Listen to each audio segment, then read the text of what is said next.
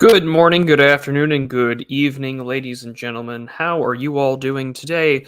And welcome to another episode of Prudent Observations. I hope that you are all doing well on this fine Saturday, wherever you are. Yes, I know that Oren is streaming at the same time, but alas, the weekly show must go on. Um, you know.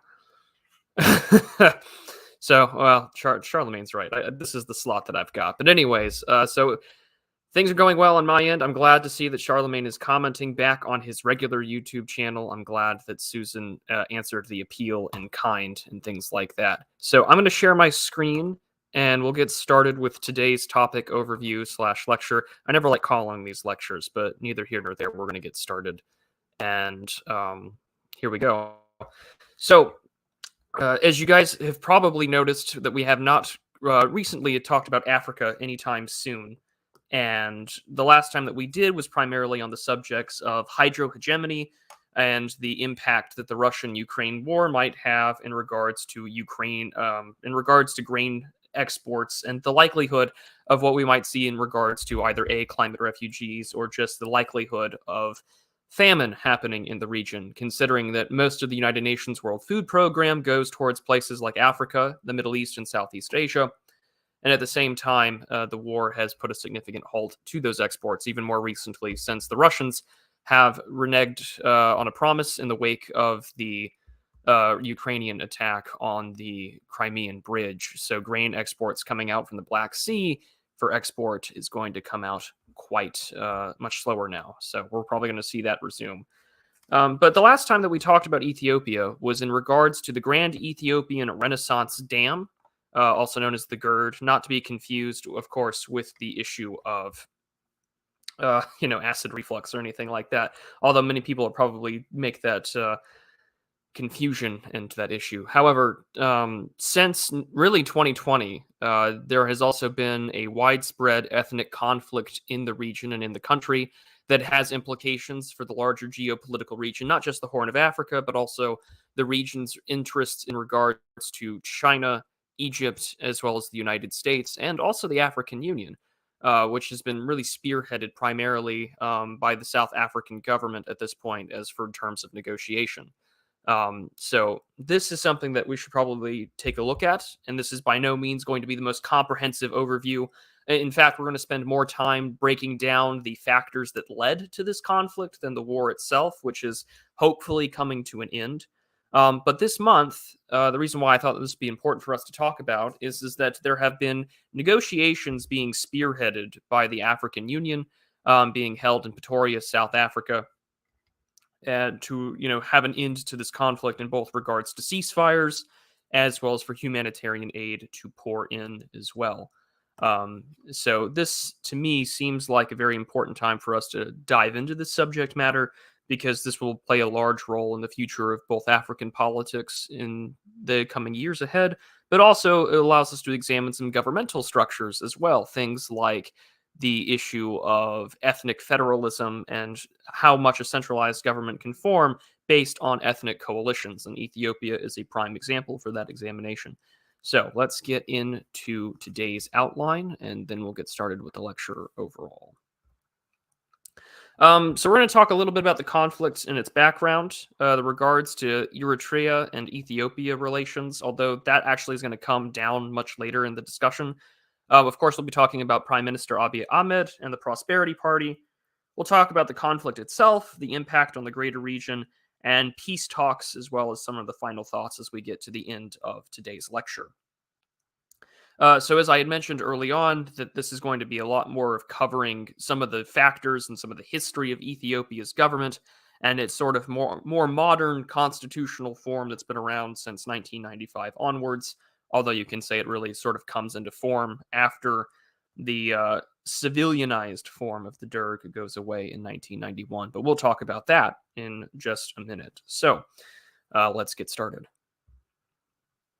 All right, so I'm not going to go into the entire history of the 20th century into this. I think that it would be more important for us to talk about in the wake of decolonialization and in the wake of the military impact that has come along inside Ethiopia and the African continent, both after the Second World War and the rise of the Cold War. We get what is known as the Derg government that runs as a military junta from 1974 to 1987. You can see that as the flag above. Civilianizes in 1987 and was overthrown in 1991. The Derg rule, also known as the Provisional Military Administrative Council, was, of course, a military junta that had more or less controlled not only the Ethiopian region, it also had controlled territory along the Horn of Africa inside of both parts of Somalia and Eritrea. We'll have a map out shortly of the Horn of Africa in a bit when we get to it. And of course, the Derg government deserves probably its own history stream in its own right, and perhaps one day we will. But for the sake of this lecture, I do want us to bring its attention to what overthrew it, which came to be known as the Ethiopian People's Revolutionary Democratic Front, the EPRDF. This is what would be the leftist, ethnic Marxist, Leninist, pan-ethnic nationalism. There's a lot of titles that get associated with this. That would be what overthrows it to institute a more civilianized, controlled government. And it would be a large, multi-ethnic political coalition consisting of the various ethnic groups inside the Ethiopian state. This includes Tigrays, Amhara, Oromo, and southern Ethiopian groups of various minorities. During its time in 1991 until its formulation of a constitution in 1995, it had received quite a bit of support, not only from the United States on a bipartisan basis. There were numerous reports from the Council of Foreign Relations, as well as the Heritage Foundation, indicating that this force of revolutionary democracy, they had changed their tune a little bit in the wake of the collapse of the Soviet Union that same year in 1991, to sort of soften the leftist Marxist image. That way they could say revolutionary democracy and to overthrow the chains of a military government. And so in doing so, it had gotten this sort of support not only from the United States and her allies, but also the World Bank and the International Monetary Fund in order to do so.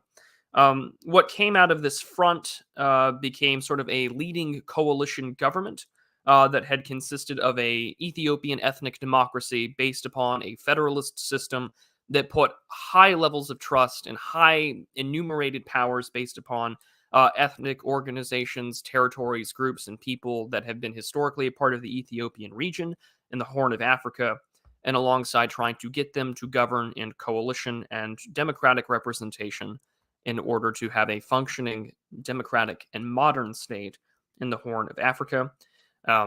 As we'll talk about later in the lecture, you'll find out how just perilous and tumultuous this has been in the last 31 years, especially in regards to ethnic strife as well as socio-religious conflicts, particularly between Ethiopian Orthodox Christians and the Muslims that are within that region as well.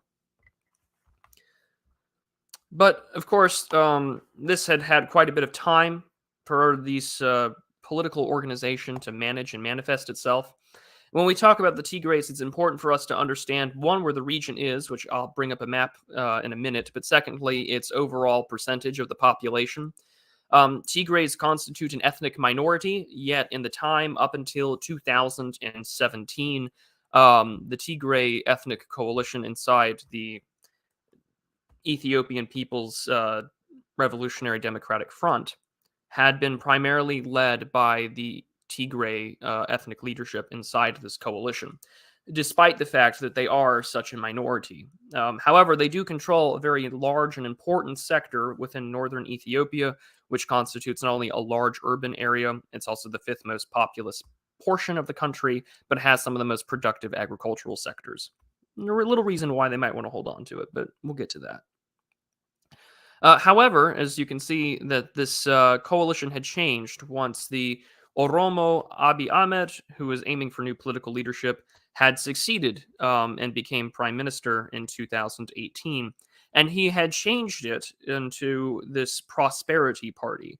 Still primarily left leaning, oriented around ethnic federalism, trying to have much more of a centralized form of government, trying to wean off of the emphasis and the enumerated powers of its constitution towards a lot of ethnic representation and the ethnic right to secession, which we'll talk about later.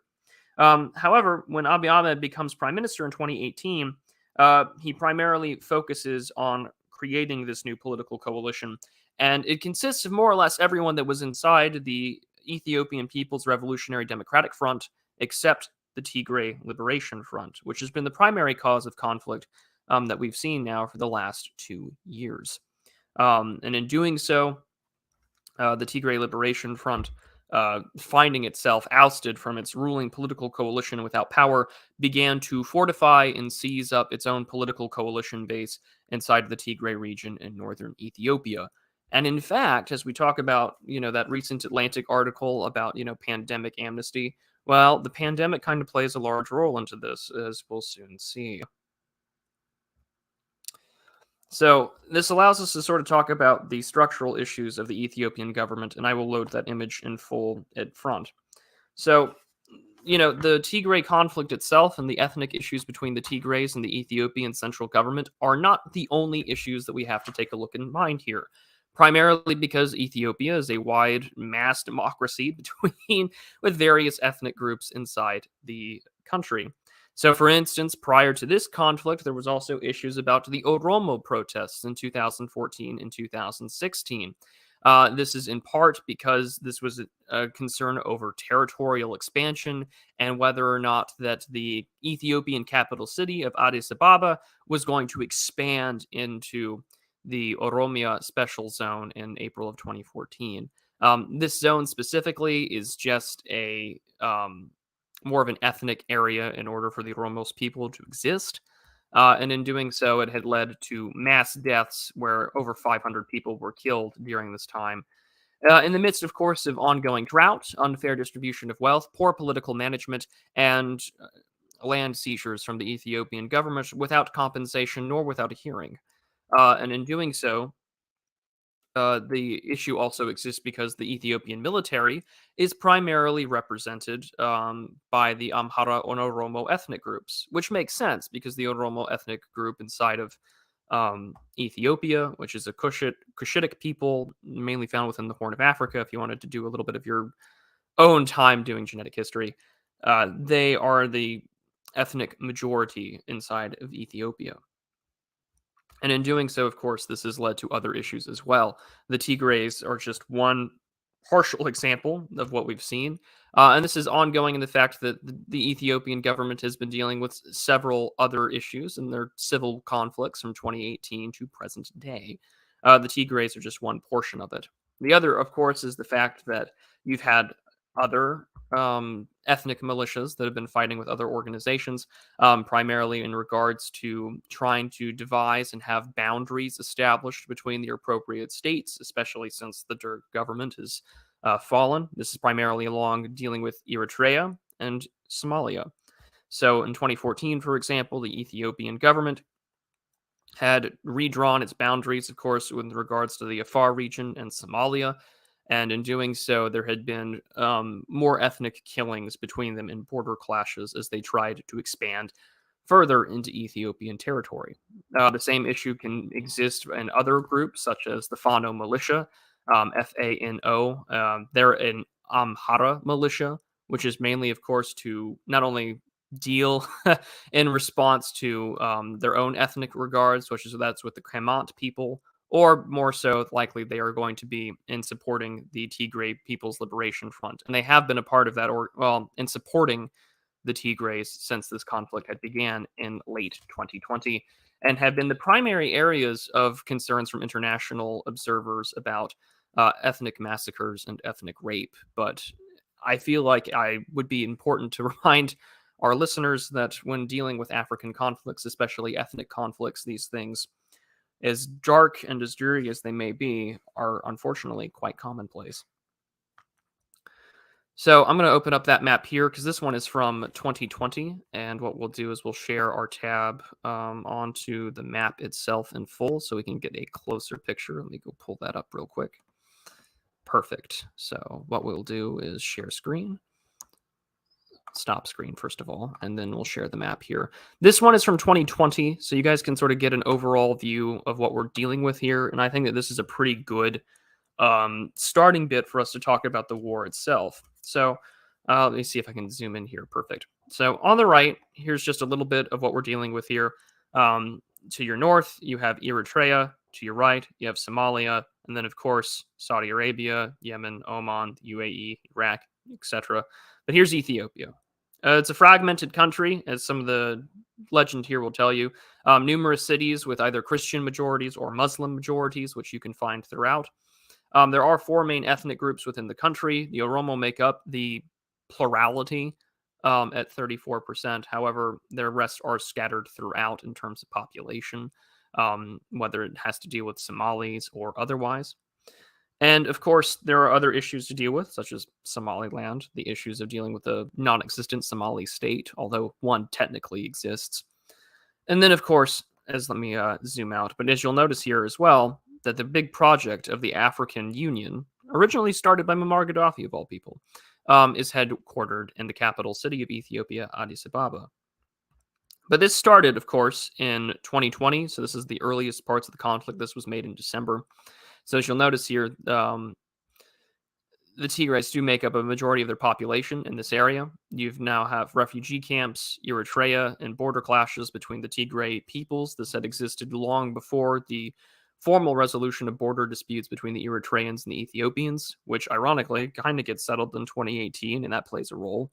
On top of the fact that the Ethiopians have their own federal forces alongside ethnic militias that are going to be pulled into this conflict as well. On top of this issue, you also have the issue of Islamic extremism. Al-Shabaab, outside of Somalia, has been primarily playing a role in causing more efforts towards the south of the country. That has been primarily repelled by the Ethiopian National Defense Forces as of today. And both the Eritrean government, ethnic militias such as the Oromo Liberation Front, as well as the Ethiopian National Defense Forces, have been enjoying a rather cozy technical relationship, both with regards to the Chinese as well as the United Arab Emirates, with the use of course, autonomous vehicles and drones, both for surveillance but also for airstrikes. But this is sort of the map that we'll see at the very beginning. This conflict starts in November of 2020. This is around December time frame, and we'll get a more updated map as the discussion today continues. But I'm going to take a notice of chat here. Lewis, you ask what's the point of this? It's interesting, though. One, I think it's important for us to be aware of just what the hell is going on inside of Africa. Two, Ethiopia has been the center of a large conflict in regards to natural resources that plays a role, not only with how the American government deals with it, but also the Egyptians. I've done two separate streams, Lewis, on the issue of the Grand Ethiopian Renaissance Dam over the course of the last year and a half. A very important issue because this dam has the potential to alter the flow of the Nile by 25 to 30%, thus nuking really any sort of effective agricultural response that we might see from the Egyptians, more or less draining them of what keeps the Egyptian state alive. Not to mention that the Chinese are heavily invested and involved in them. So this plays a huge role. It's interesting, though. I think that answers your own question. Well, I want to provide good answers here, but at the same time, I think that this stuff is important for us to realize for a variety of issues, and I hope to get into that more in depth because I think that the subject of ethnic federalism, the subject of how this part of the world, which plays a huge chunk into things like international piracy, the relationship between Muslims and Christians, and how the Middle East plays a role in the Horn of Africa and its politics, not to mention China. All of this area plays a huge, huge role. But you asked, does this fight slow the dam in any way? It does partially because the dam is much closer to the Sudanese border. And here, I'll put my cursor up on screen so you can see. It's closer to over here where I'm sort of moving my cursor. So, I mean, it's within sort of federal territorial control, as you can kind of see where troops have been moving. They've been trying to keep this area defended. Although this has also been an area of concern because the Ethiopian's national, its federal government, has been making severe claims that the Egyptians have been providing not only armaments but intelligence to the Tigrays throughout this conflict. And while the ceasefire agreement has been primarily between the Ethiopian federal government and the Tigrays, there is still the looming, elephant in the room of what the Egyptians are doing, which by extension will drag the United States into it in some form or fashion. In part because, at least during the Trump administration, Ethiopia had a pretty close relationship with Mike Pompeo in the State Department. But you guys can fight over Ethiopian food in the chat. I'm going to go put up my PowerPoint here, and we'll get back to work. For the record, though, I do enjoy Ethiopian food, but I also enjoy quite a few things from like the Mediterranean food. I like Middle Eastern food, Persian food especially. But there's a good Ethiopian place in Dallas that I like, so maybe I'm just biased. So, as we had mentioned, this conflict goes way back to just not what happened in 2020, but also in regards to the fact that there have been minority massacres, there have been separatist movements with other ethnic groups, whether it's the Amharans, the Kemat, and even the Oromos people have their own desires for greater ethnic representation, despite being a minority in some places. They would like to have a special territorial zone. So we may see something akin to sort of South Africanized balkanization inside Ethiopia, but only time will tell, and we'll get to that at the end. So this brings us to discuss the, whoops, wrong one. Here we go, this is it.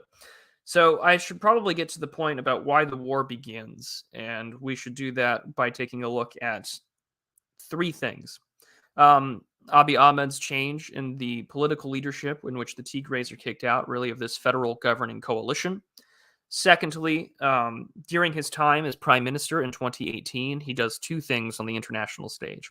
One, he aims to, cool relations with Eritrea. And in 2018, the Ethiopian-Eritrea Peace Summit is hosted and is encouraged by leadership in China, Russia, the United States, Egypt, Israel, and the African Union. And in doing so, it sort of formalizes any sort of territorial border dispute between Somalia and Eritrea. At the same time, in 2018, when Prime Minister Abiy Ahmed takes power, they engage in a tripartite agreement with Ethiopia, Eritrea, and Somalia. There have been many claims from the Tigray's Liberation Front that this has been used as a way to get the Eritreans as well as the Somalis to provide military arms, aid, and intelligence in regards to this conflict. And not to mention that Eritreans sort of have an ethnic animus as well with the Tigrays and would probably have no problem quashing them out. But ignore that third bullet point. We'll get straight to it here because I've got all my notes in front of me written down on paper. I'm a little old-fashioned. Okay, so as I mentioned earlier, and a lot of people were sort of speculating here in the United States whether or not the great Chinese delicacy of 2020 was going to cause electoral problems in the United States. It did in its own ways, but Abiy Ahmed in 2020 just said because of the pandemic that they're not going to have their elections. They are going to be postponed due to COVID. But the Tigray region, and especially its regional government, more or less said, screw this, because it was a way in terms for Abiy Ahmed to stay in power.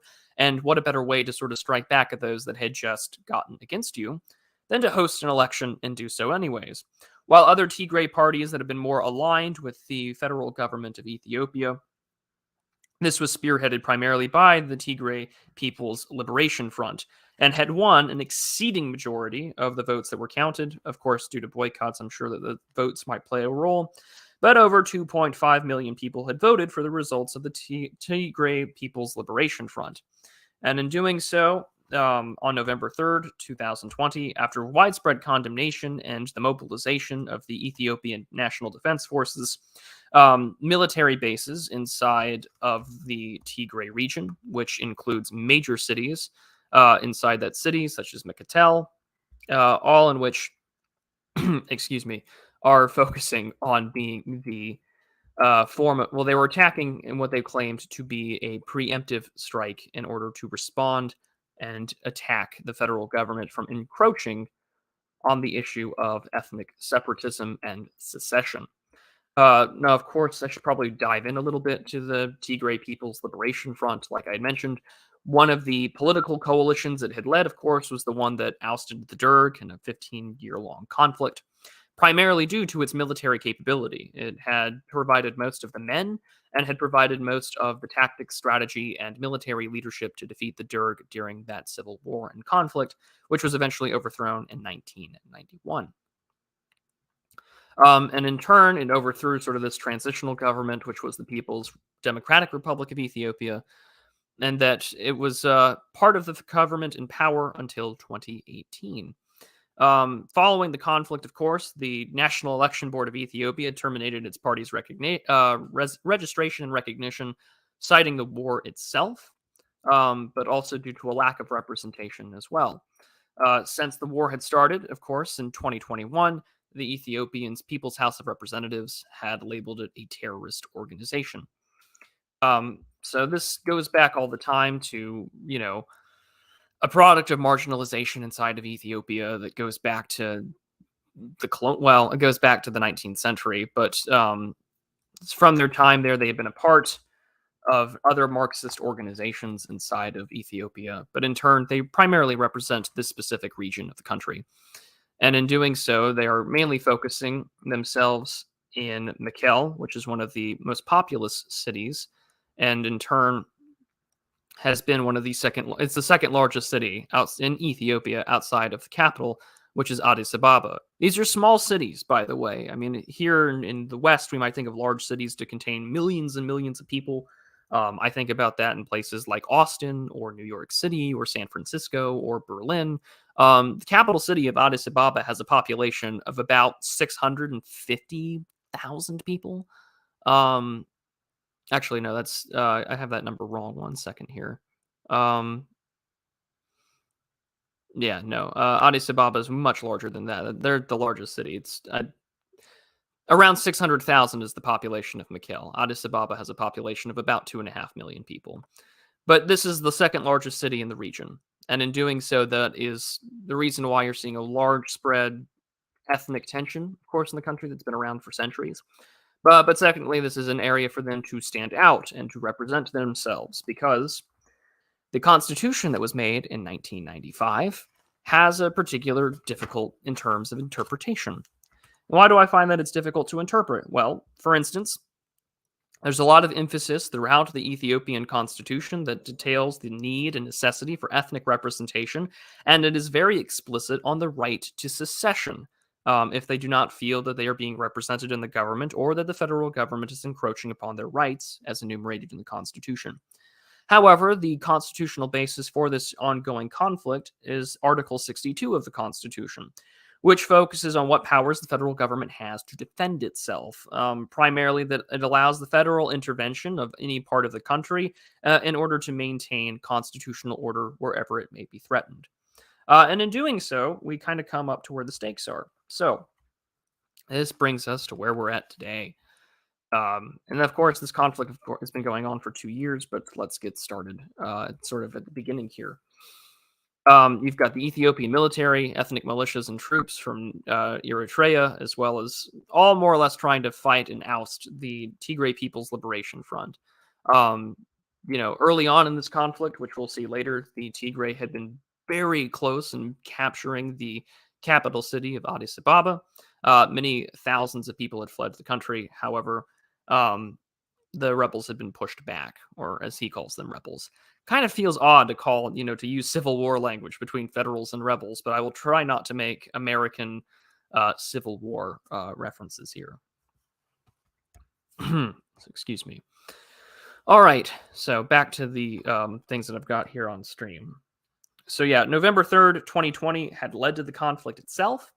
And of course, the sources that we have on this area are rather limited because not too many people report on this.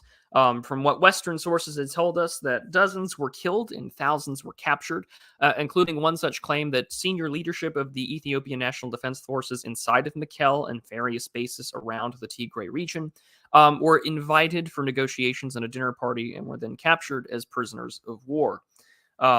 Later, the Ethiopian news sources, primarily from the federal government, had claimed that they were later released and that several thousands were liberated and recaptured. This would be the beginning of the war. And in doing so, the war would continue on for now 2 years. But we'll bring ourselves now to sort of talk more about the war, just outside of notes, because there's quite a bit that has happened in this region since 2020 in November. Um, some of the more recent developments has been that this conflict has been considered an ethnic cleansing by the international community. The Office of the United Nations Human Rights Council, as well as the United States State Department, has characterized the conflict as an ethnic cleansing against the Tigray people and their government, primarily due to the heavy amounts of mass atrocities reported by Eritrean and Ethiopian sources. This includes, of course, going city by city and killing those that are not of Tigray origin, or killing those of Tigray origin and sparing those otherwise, as well as the fact that there had been massacres inside of the city. Most recently, there was the United Nations concerned that of the city of Oxum inside of Ethiopia, where UN investigators were not even allowed into the city, despite claims that there were mass graves and so on. The reason why this is an important part of the region is because it does show the larger geopolitical picture at play with things like the United Nations Security Council. So, for instance, in around February of 2021, the United Nations Security Council had a proposal to condemn all of the parties in the conflict that was initiated by the UN National Security Council has 5 permanent members: Germany, France, the UK, France, the United States, Russia, and China. Then you have 15 other nation states that get to be sort of visiting members of the council, places Germany, India, Ireland. And Ireland was one of them that sort of initiated this to sort of praying out condemnation and to bring it to the end. However, this was scrapped, mainly due to pushback from India, China, and Russia. In part because China, deferred primarily to the policy of non-intervention. It's not the United Nations Security Council's role. And not to mention that China has its own geopolitical interests and investment in there. To keep in mind from our previous discussions in regards to Ethiopia, half of all foreign debt that the Ethiopian federal government owns goes to the Chinese government, and that the Chinese government and the Ethiopian federal government have received numerous agreements both for receiving foreign direct investment. They have been the primary financiers, alongside French engineers and other technical expertise from the Italians, to promote the Grand Ethiopian Renaissance Dam, to which not only would power the nation and provide electricity to even its most rural regions, but also to strengthen its relationship with the Chinese, which have been investing in telecommunications, online infrastructure, but also engineers and roads into the area, with little to no localization as well, which is important for us to keep in mind. But this conflict had quickly escalated outside of the region of just the Tigray area, and they had been moving quite closely. And in November of 2021, they were within 85 miles of the capital, Addis Ababa. However, through the and it's just the most interesting sort of combination of allies and supplies that you can get from the Ethiopian National Defense Forces. They were backed by the Emirates, the UAE, the Turks, the Iranians, and through, of course, Chinese intelligence as well, primarily through drone purchases. So you got to see an example of what the Turkish drones that we've seen the Ukrainians use, as well as the same drones and suicide drones that the Iranians have been supplying to the Russians in this conflict as well throughout 2021 and 2022. And at the same time, this has led to dozens of civilian deaths, primarily children, as individuals take part and take cover in places like elementary schools and hospitals. While at the same time, the Eritreans have had no problem being involved. Their president, Isaias Afwerki, who has been holding the position of president of Eritrea since 1991, he would like to secure his own borders, and of course would probably like to move on and get this ethnic group eliminated. This is, of course, the things that were going on. And, of course, many have viewed this as an ethnic cleansing campaign, and has caused Abiy Ahmed to face significant political pressures at home, although in the wake of the conflict was reelected to his post in 2021 when they held elections again. Yeah, I know it's kind of brutal stuff, but we get into it. So the conflict has, of course, brought along the Eritrean military and, of course, other ethnic militias, such as the Oromos militia as well. Um, and everyone has chosen sides. We talked about the Fano militia earlier today. They've taken the side of the Tigrays.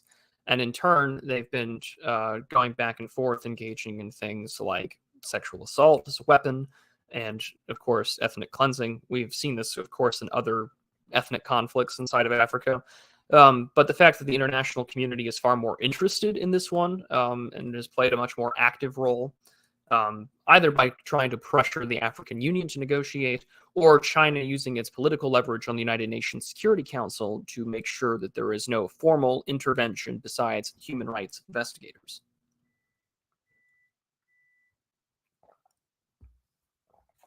Excuse me.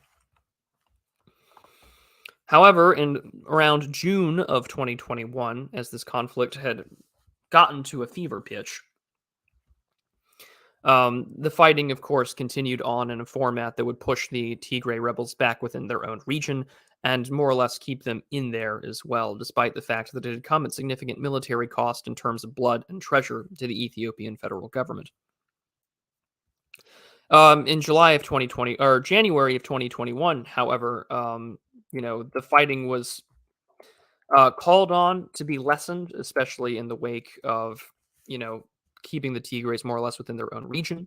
Um, the release of political prisoners that Mr. Abiy had put out was primarily prompted in a phone call by President Biden. This administration has also been involved in trying to pressure the African Union to take the lead role in ending this conflict. That's been more or less the extent of American influence in this area, outside of course, condemning human rights violation concerns and so on. I'm sure many of you are probably wondering why on earth this had started, besides the various reasons that we had taken off. The Tigrayan leadership had moved, of course, back to their own ethnic and geographic stronghold after they were kicked out in 2018. And so it explodes, of course, in November of 2020. So this felt very similar to those who had probably paid attention to the wars in Afghanistan or Iraq, that you are now dealing with a smaller military force relying on cell networks and ethnic militias and ethnic ties in rural and mountainous areas in northern Ethiopia, where they had waged guerrilla conflict. Um, of course, by later that year in 2020, in June, July, they had been pushed out of the Tigray region entirely and more or less tried its best to keep it surrounded. At the same time, the Ethiopian national government, as well as the Eritrean national government, have been securing their border regions between places like Somaliland and southern parts of Somalia, and more importantly, Sudan, in part to keep Egyptian military officials out, their intelligence agents, as well as the likelihood that there have been numerous claims throughout this past 2 years of war from the Ethiopian government that Egypt has been funding and supporting the Tigray rebels. And in part, there's contradicting evidence to either or. But as we've talked about previously in regards to the Ethiopian region, Egypt has vastly invested in trying to get that dam to not happen. And the success of the Ethiopian government, and which would allow them to win this war and then, of course, continue on, is not in Egypt's interest. And we've talked about that before when we've had a stream on hydrohegemony with Furious Pertinax, and the two times that we've talked about the dam specifically. This region is uniquely interesting because this is how you're going to see larger state actors, not just African actors, but also places like, Turkey, Saudi Arabia, the UAE, China, Iran. They're going to levy their influence in this region, primarily through the use of religious ties, but also what relations they have in terms of military agreements and intelligence sharing. Ethiopia has rather decent relations with both Iran and Turkey, so it's been interesting to see in the midst of a larger geopolitical picture where Turkey sort of acts as this gateway into the Middle East, or at least traditionally has held that position to Western leaders, now is in having a much more larger role in foreign policy in Africa, especially north of the Sahara. However, since then, this is gone on for quite some time, as I mentioned, for the last 2 years. And in turn, this has led to widespread issues of humanitarian aid and assistance. According to the United Nations, around 10 million people are in need of urgent aid, whether that's access to water, medicines, or shelter. There's been millions of people that have been displaced, and that humanitarian crisis continues to deepen. And unfortunately, aid flights into the Tigray region, but also Ethiopia writ large, that has been going on, has all been blocked by Ethiopian forces. And this still, to this day, remains a concurrent issue. Um, it's always strange. So we talk about, like, the American State Department, or our own the USG's own foreign policy mechanisms.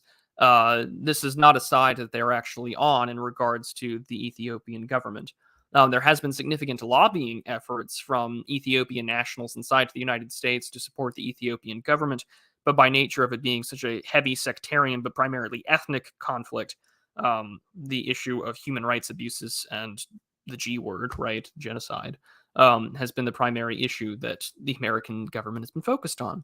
So as much as I don't like Samantha Power for her politics, that has been her primary influence as the head of USAID to try and get this food and water and medicine into the region. So the other issue, of course, is that this ongoing conflict has led to soaring food prices. This country has been dealing with a drought and a very dry season for the last 5 years.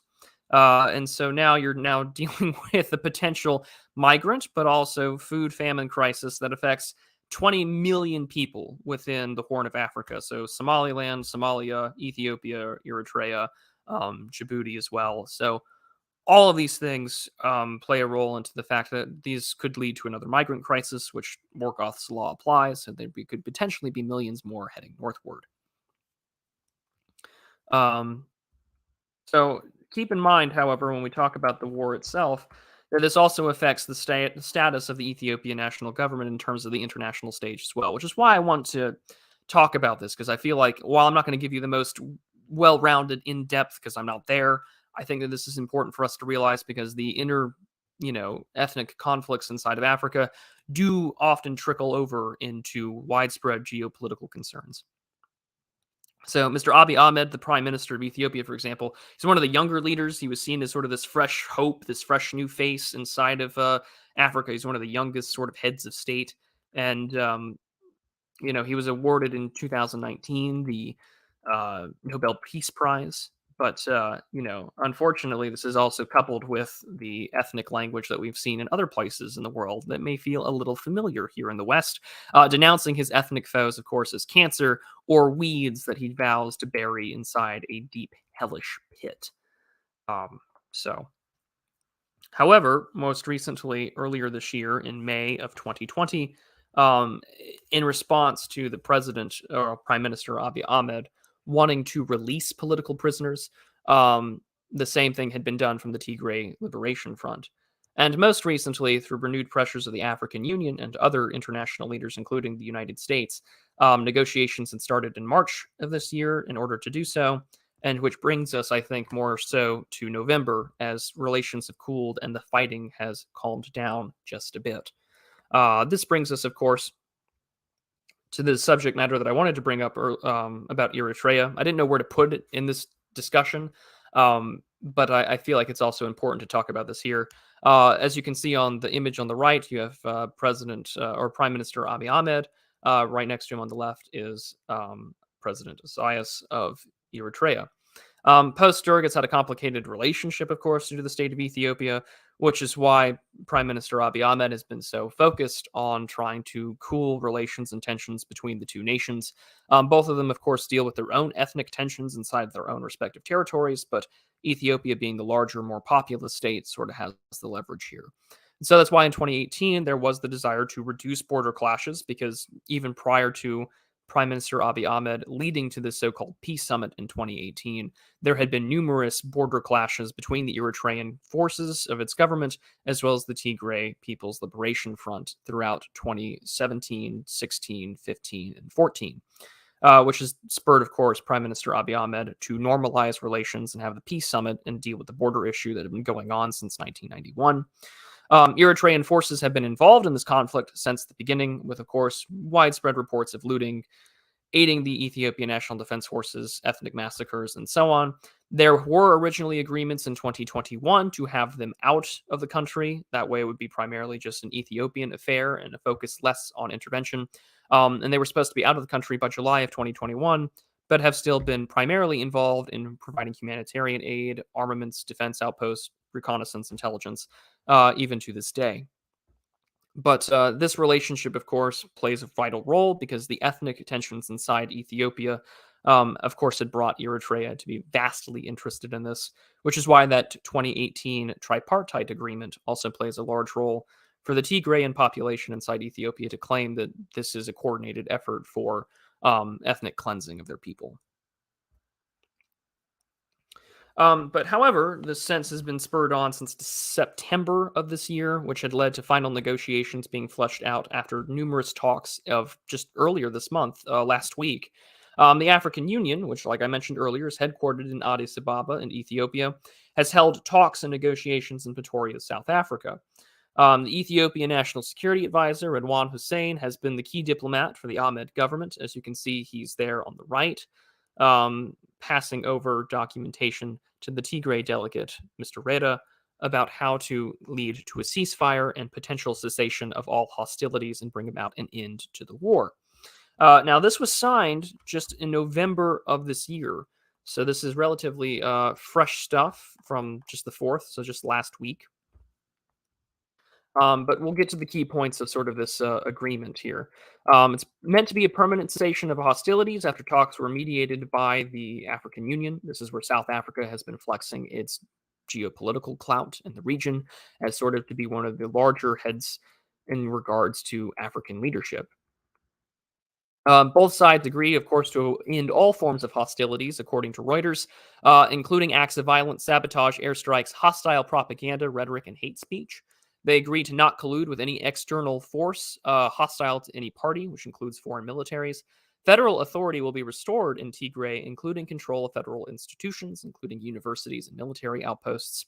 And the government will ensure that the Tigray are represented within federal institutions, including parliament. And both of these parties will recognize that there is only one defense force, which is the Ethiopian National Defense Force. Whether or not this is going to play a large role in regards to disarming other ethnic militias in the region, only time will tell, but we'll get to that in a minute. But similar to what we had seen attempted in Colombia, and this is why I'm not very optimistic that this peace agreement may hold, is that Tigray People Liberation Front fighters will enter a disarmament, demobilization, and reintegration program. And so we kind of saw this a few years earlier when the then Secretary of State John Kerry under the Obama administration had advocated for a similar disarmament and reintegration program with the Armed Revolutionary Forces of Colombia, also known as the FARC. Considering that conflict is still ongoing and that it did not lead to the political reunification and integration of those parties, I'm not particularly hopeful. But after reintegration, they will hope to have some form of new elections and to bring people in, and that there will be an interim administration to replace the Tigray People's Liberation Front after reintegration, and in turn have the terrorist designation end and hopefully engage in further talks in bringing more humanitarian aid in. However, as of November 11th, so just yesterday, according to Reuters, most aid agencies say that the Ethiopian national government has not let any humanitarian aid or assistance in there. And that's been the primary concern, is that the Ethiopian government denies that aid is being blocked. But, this is a region that has roughly about 5.5 million people. And so there's concerns there. However, at least to give the Ethiopian government credit, they've said that essential services such as electricity, water, and other utilities have been flowing in and been restored. So that sort of brings us to the issue of the conflict at hand and what we're dealing with here. And this is where I'm going to give a little bit of a lengthy rant because I find this to be the reason why I found this so interesting to talk about is primarily because, one, I don't think that a lot of Western geopolitics people focus a lot on Africa. I know that Gray Zone does, and the guys at Forward Intel do. Mike Shelby does a really good job of this. If you're not following him, I really recommend that you do. He gets to do this as a full-time job, and I listen to his briefings pretty regularly. Good stuff. He's a little prepper on my side, but I kind of understand it. But this sort of brings me into this interesting thought about governmental structures in Ethiopia. Like many African states, it's going to be mired by sectarian and ethnic divisions and conflict.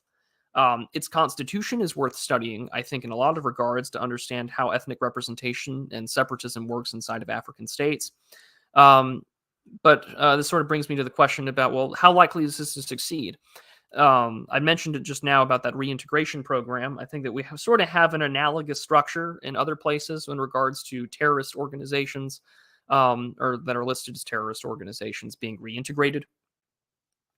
I do think that this conflict is going to be a very excellent case study for the future of other ethnic conflicts inside of other African states, such as what we've seen between the newly created state of South Sudan and its tense relationship with the Sudanese government, especially over pipelines and other key vital resources.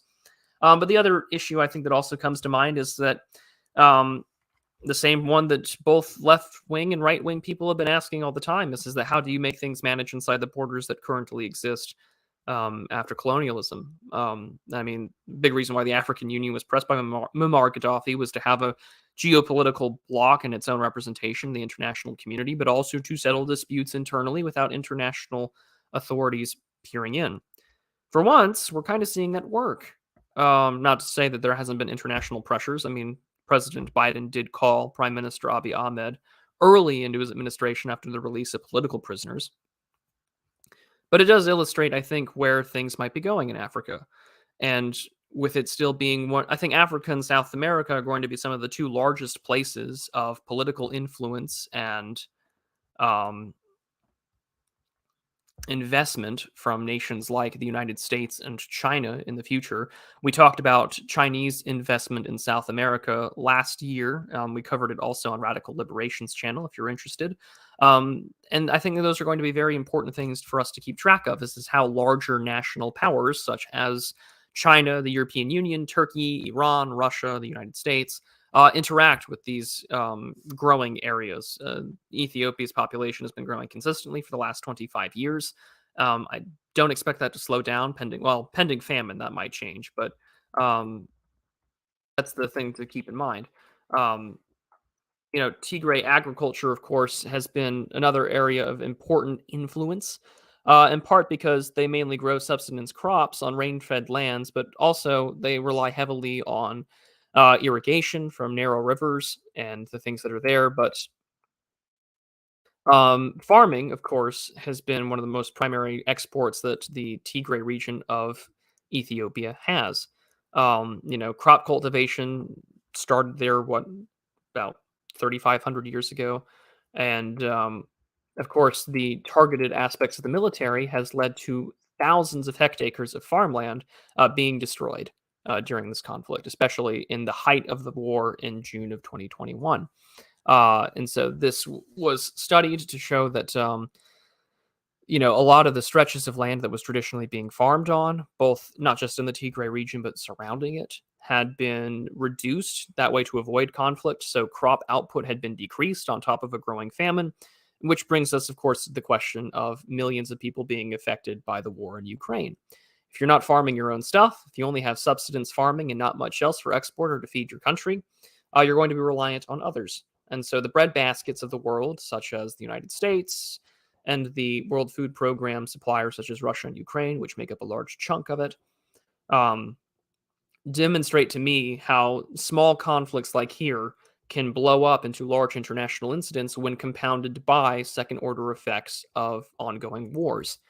The long point that I'm trying to get to, and I apologize if this sounds a little long-winded, is the simple fact of the matter that the smallest bits of conflict, the smallest, tiniest things that are going on in the world play a large role into the other, situations that we don't think are related at all. There's a reason why in the times that I've talked about the Russian-Ukraine conflict is because I can only examine second-order effects.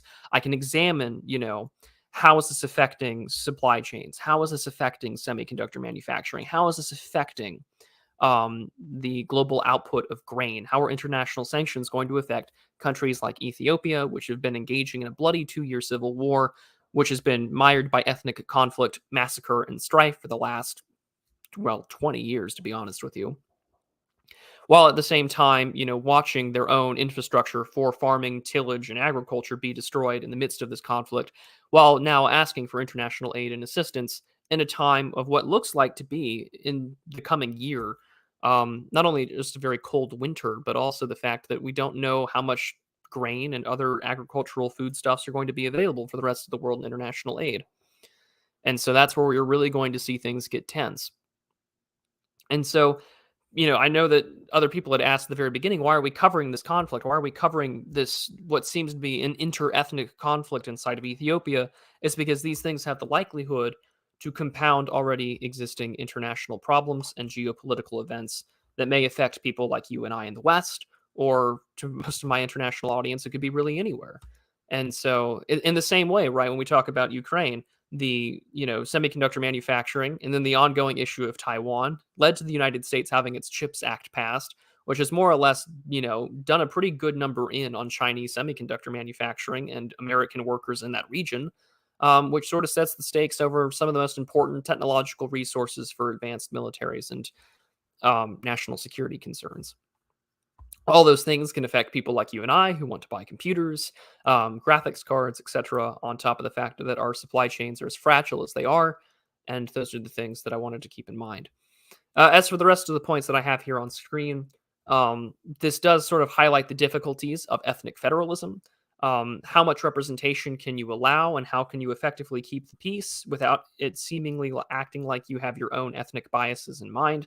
And does show the difficult consequences of, multi-ethnic representative democracies, especially when it is in a more democratic structure, as well as constitutionalism. This is not your mama's Austro-Hungarian Empire that was multi-ethnic, but had a concise sort of ruling and things such as that matter, with multiple languages being spoken. This is vastly different, for reasons that I think are pretty damn obvious. But that, my friends, is more or less a very brief overview of this conflict and some of the history inside of the Ethiopian state. I know that Oren McIntyre is streaming at the same time right now, but for those of you who are here, I'm greatly appreciative of it, and I hope that you all have at least learned something. That's really what I want to do with all of these sort of lectures and takeaways, is that if you can learn something from it, if you can appreciate and admire something new, or you can leave a comment saying, hey, this is something that you missed, or something that I need to correct, then in the future, when we do another stream and we return back to this topic, your input can be put in as well and helps me. This is the reason why I go back to topics, because I learned something or I missed something. And so I find that to be very important when we do these things, because I don't want to sound like I'm giving a biased perspective, although Lord knows I have some. And at the same time, I want you all to take away and learn something from these ongoing problems. So with that, I'm going to bring us to the end of the lecture, and we'll get to announcements, Frog of the Week, and Super Chats. So, and for everyone wondering, yes, that entropy link works. However, I just do not have it saying I'm online.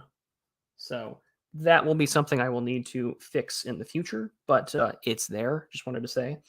And with that, let's get to announcements. So as always, for new and returning guests, it was once known as the Sunday stream, but now it is just Prudent Observations. And this last Thursday, I was particularly busy, of course. I had 3 shows back to back. I had the usual episode of the Digital Archipelago this last Thursday with Geo on my channel. We got to talk about Kierkegaard and sort of some midterm stuff. That was a lot of fun. I was on the... I'm going to butcher his first name, so I'm just going to say, Mr. Morick. I was on his radio show that he has on TNT Radio. He's the host of Geopolitics and Empire. That's another channel that I watch quite frequently. Their Telegram is great. They get to talk about all sorts of stuff from all different perspectives. He's a pretty well-read guy. When we did that stream on Kazakhstan over a year ago now, I had a lot of his research and his work and interviews cited in my own reading. And I was recently live right after that with Pete Quinones. We covered Chapter 4 of Race 4 in High School by Harold Saltzman. It's now unlisted because that's how Pete does things, but it'll be out pretty soon. And it was a lot of fun. I mean, I'm really glad that he's covering that book because it's a really pricey one to find. It's well over $250 if you wanted to find a hard copy. So he's got a digital PDF up, and he's also got his own copy of it himself. So glad he's covering it. If you want to follow along, you can also follow Pete's channel and subscribe to it, which you should be already. But the YouTube channel Reactio, Reaktio, Reactio, has been doing the audiobook version of it as well. So we have another fellow gentleman like Skeptical Waves that we should follow for our book resources. He's also been doing Luis Gomez Davila and other people like that. Entropy is finally up, so you've got that going for you. If you don't want to give Susan any money, give Google any money, well, you now have an alternative alongside Buy Me a Coffee and Subscribestar. I will make the heavy push that if you are an American, that you should probably subscribe to the Old Glory Club for your interests in American history, politics, and all of your friends in regards to, dissident Americans wanting to do things in focus on American culture. So there's going to be quite a bit on that as well. All right. And of course, this coming Thursday, the Digital Archipelago will be on Gio's channel. And I also had a patron exclusive talk with Dark Enlightenment and Christopher Sandbach that is now available on Subscribestar. You guys will be getting some more goodies actually tonight after I come back from church. So there'll be quite a bit of things waiting for you as well in that regard. But plenty of stuff that is in the works in terms of writing. I actually have to finish writing an article that I need to hopefully send over to the American Mind. So that there's a lot of good stuff coming for you guys as well. And with that, let's get to Frog of the Week, shall we, gents? Let's do it. Musical play.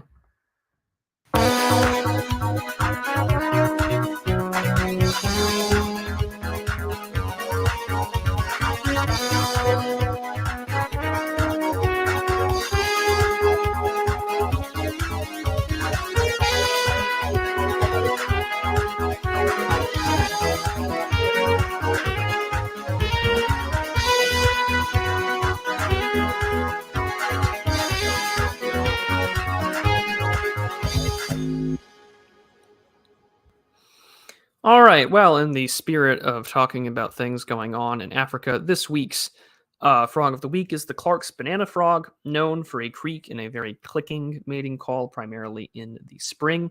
It is endemic to southwest Ethiopia and is unfortunately a threatened species.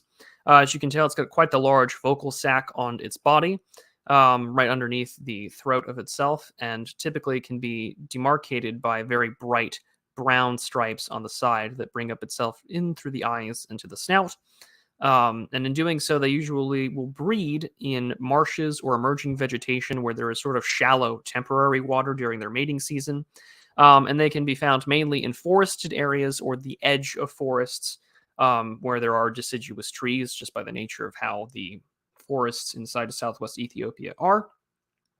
However, despite the conflict that has been going on, a good majority of the species is still being preserved in the Kaffa Biosphere Reserve, just south of Addis Ababa, where a lot of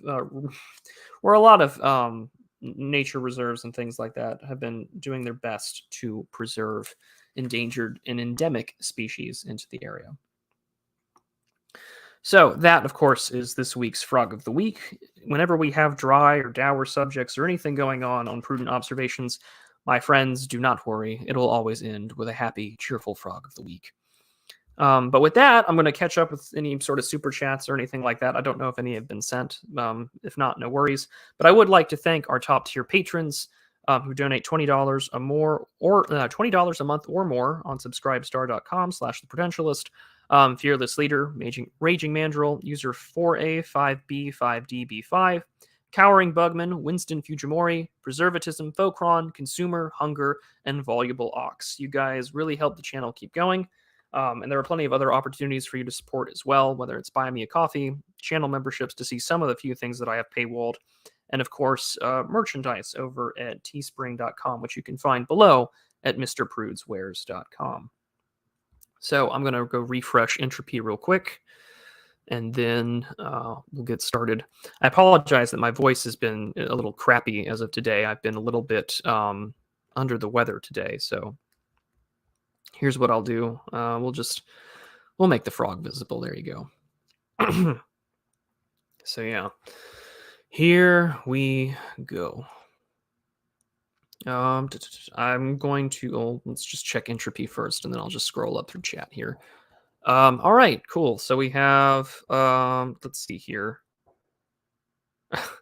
Window Liquor that's a great name if you're ever going to have a screen name like that, right? But he says, and I suppose it makes sense considering what yesterday was in regards to, he takes a little bit of the line in regards to Lawrence Binion for The Fallen, and he sends $3 and says, "They shall not grow old as we that are left grow old. Age shall not weary them, nor the years condemn. At the going down of the sun in the morning, we will remember them." So yeah, yesterday, of course, being Armistice Day, or Veterans Day as it's known here in the United States, sort of really just the destruction of Europe and the bloodiest conflict really known to man, only to have an even bloodier conflict resume 20 years later. So if you had the opportunity to attend any sort of remembrance or Armistice or Veterans Day services, I sincerely hope that you did. But we'll continue on. Let me go check now the rest of... oh, okay, there's been a few that have been sent. I've not kept up with chat today, and I'm sincerely apologized for that. It's just I wanted to focus on my notes. I've got paper in front of me and everything like that. But yeah, so let's... okay, let me see here, make sure I've got everything loaded. And I want to thank you all for tuning in, regardless of the fact that I know that Oren is streaming at the same time. I greatly appreciate it. One of these days one of these days I can be like that. Monothalmos for €2 says, Far Cry 2 helped me understand wars in African. Well, I think it also understood me how easy weapons will jam and how awesome it is to just take a screwdriver to put pieces of metal outside of my arm and, to make sure you take your malaria pills. So, yeah, I mean, it's probably one of the more interesting games for sure. Tuesday, Mr. F.A. Tuesday writes for $5 US. Thank you so much. I feel Tuesday night proved to be the official end of the Trump/MAGA era. All his candidates lost. GOP won seats despite Trump, not because of him. I mean, how silent has Trump been, though? I know this is rank punditry and all this jazz, but I don't know. When The Atlantic put an article by David Frum that said, DeSantis is the way forward, and the Lincoln Project said, tired was Trump, but wired is DeSantis. That makes me a little bit concerned Tuesday. He didn't do he didn't do nearly the same number of rallies he did in 2020. He's been banned off of Twitter. I mean, if he had a Twitter presence, I'd imagine it'd be a lot different, but he's screwed, I think, himself into just being on Truth Social. So, the things that keep in mind in that regard. But yeah, I don't know if it's the end. I mean, all the polls for, you can read this as much as you'd like. Yeah, we're going to talk about elections. All of the polls for the 2024, Republican primary still has Trump pretty far out. And I mean, I think it's very clear to show that DeSantis has taken a lot of the mannerisms and vocal tics of Trump that we can see in, press conferences and stuff like that, that he's emulating what works. The question is how much of this, we said this on Patrick Casey's midterm stream earlier this week, was how much of what we see out of Ron DeSantis's presidential ambitions is Ron DeSantis talking or people whispering in his ear and being ambitious. Those are the things that come to my mind in this regard. The other thing I think as well is going to be age. He is 76 years old. And he'll be, 78 in 2024, putting him at 82 when he finishes his second term. So, yeah, I mean, that's the other concern. But, I mean, even if, right, he still has quite a bit of sway over the party. But only time will tell, man. Only time will tell. So I greatly appreciate it nevertheless. I mean, if this is just the Trump era, 2015 to 2022, then um, it sort of behooves all of us who don't want another neoconservative being the face of the party. I mean, none of this will change, right, until you get rid of people like Mitch McConnell, who decided to pull out millions of dollars from the Arizona Senate race and make sure that Lisa Murkowski won re-election. Another pro-choice Republican. One of the three women that vote that way. But there is definitely quite a bit of what's going on for sure. His whining on Truth Social was quite cringe. Well, I'm inclined to agree with you, Minoa, and I'm not a fan of it either, for sure. So, but yeah, I'm gonna refresh Entropy one more time. Yeah, there is no guarantee that DeSantis. I don't know, when you see people like David Frum and David French say that he's way more like them than people realize, then whew, yeah, a little bit concerned. Little bit concerned. But yeah. So as we come to the end of today's lecture, I didn't see any new supers from Entropy, although I'm glad it works. So thank you all so much. So I have made a tradition here on Prudent Observations, we are going to conclude with a reading from the good book.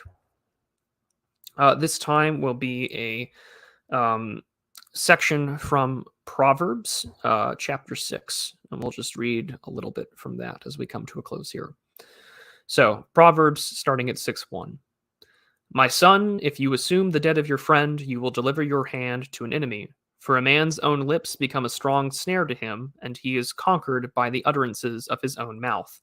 My son, do what I command you, and you will save yourself, for you came into the hands of evil things through your friend. Do not be faint, but provoke even your friend, for whom you assumed a debt. Do not give sleep to your eyes, nor slumber to your eyelids, that you may be saved as a gazelle from the snares, and a bird from a trap. Compare yourself with the ant, O sluggard, and be zealous when you see his ways, and become wiser than he. For although he has no tilled land, neither anyone to compel him, nor any master to rule him, yet he prepares all of his food in the summer, and makes his provisions abundant in the winter. Or go to the honeybee, and learn how she is a worker, and how solemnly she does her work, whose labor kings and common people use for health, and she is desirable to all and glorious. Although she is weak in bodily strength, she leads the way in honoring wisdom. How long, O sluggard, will you be idle? So that is a little bit of reading of Proverbs 6:1 to 13, using the Septuagint translation. So no one is asking for a reading from Leviticus. Well, maybe next week. I should probably do that, is ask, at the end, where we should be reading from in the good book next. But that is what I've got here for now. But with that, ladies and gentlemen, there will be a new video out this week. Patrons will get to see it early on Subscribestar, as per usual. And there'll be a lot of writing on the Substack as well this week, both on my personal Substack, which is linked down below, but also on the Old Glory Club. So quite a bit of stuff is going to be going on in the future. So with that, I hope that you all enjoyed this brief lecture today, and that you all have a great rest of your weekend. I will see you live for sure on Thursday over at Geo's channel. And if not, then don't worry. Next week, we're going to dive a little bit into theory. And then the weekend after that, Semiagog and I will be live talking about deglobalization. So may you all have a pleasant rest of your Saturday. Take care, and God bless, and stay prudent. See ya.